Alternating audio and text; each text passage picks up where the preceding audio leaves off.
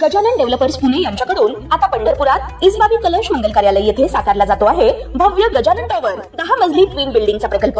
Gajanan tower मध्ये उपलब्ध आहेत अत्याधुनिक सुविधांनी युक्त 1022 स्क्वेअर फुटाचे 2 BHK फ्लॅट्स, सुशोभित प्रवेश कक्ष, सामायिक क्षेत्रासाठी अत्याधुनिक सुरक्षा यंत्रणा, लिफ्ट आणि सामायिक क्षेत्रांसाठी वीज बॅकअपची सुविधा, स्वतंत्र अग्निशमन यंत्रणा, 2 मजली पुरेशी पार्किंग व्यवस्था, प्रत्येक कार पार्किंगच्या ठिकाणी स्वतंत्र EV चार्जिंगची सोय, सोलर वॉटर यंत्रणा, प्रत्येक सदनिकेसाठी इन्व्हर्टरची सोय। इसबाबी कलश मंगल कार्यालय शेजारी साकारल्या जात असणाऱ्या गजानन टॉवर मध्ये आजच आपल्या हक्काचा आणि आधुनिक सुविधांनी परिपूर्ण अलिशान फ्रीसाठी संपर्क क्रमांक 7676700025।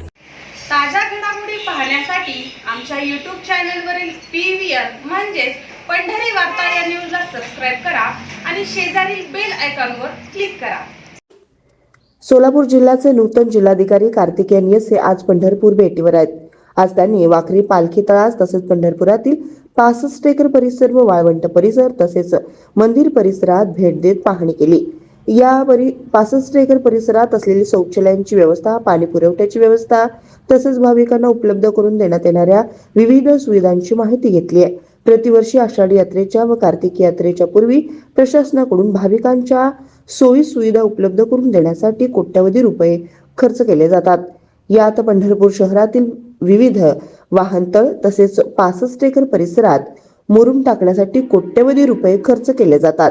65 एकर परिसरातील शौचालय दुरुस्त करण्यासाठी लाखो रुपयांच्या निविदाही काढल्या जातात।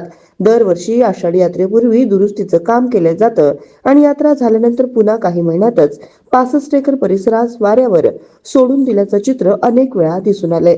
इथं टाकलेला मुरुम गायब होतो तर इथं असलेल्या शौचालयांची पुन्हा दुरावस्था होते, मोडतोड होते। तसेच या 65 एकर परिसरात दिवसरात्र दारुड्यांचा मोठ्या प्रमाणात वावर असून या ठिकाणी रिकाम्या दारूच्या बाटल्यांचा जागोजागी खच पडल्याचे चित्र अनेक वेळा दिसून आलंय।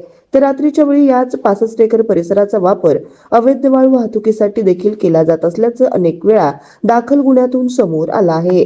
65 एकर परिसरात यात्रा कालावधीत डागडुजी करण्यासाठी, साफसफाई करण्यासाठी व विविध कामांसाठी कोट्यवधी रुपये खर्च केले जातात आणि हे चित्र दरवर्षी पाहायला मिळतं। त्यामुळे याबाबत कायमस्वरूपी उपाययोजना झाली पाहिजे अशीच भावना आज जिल्हाधिकाऱ्यांनी 65 एकर परिसरात भेट दिल्यानंतर शहरातील सुजाण नागरिकांमधून व्यक्त होताना दिसून येते। तर भाजपचे माजी शहर अध्यक्ष विक्रम शिरसट यांनीही 65 एकर परिसरातील या वारंवार निदर्शनास येणाऱ्या बाबींकडे जिल्हाधिकारी सोलापूर यांचं लक्ष वेधलं आहे। यात्रेच्या अनुषंगाने आज सोलापूर जिल्ह्याचे नूतन जिल्हाधिकारी हे 65 एकर परिसरामध्ये भक्ती सागर परिसरामध्ये पाहणी करण्यासाठी आलेले असताना आम्ही याबाबतचे एक दोन गोष्टी त्यांच्या निदर्शनास आणून दिलेल्या आहेत। या 65 एकर परिसरामध्ये सार्वजनिक शौचालय असतील, या शौचालयाची अवस्था अतिशय बिकट झालेली आहे।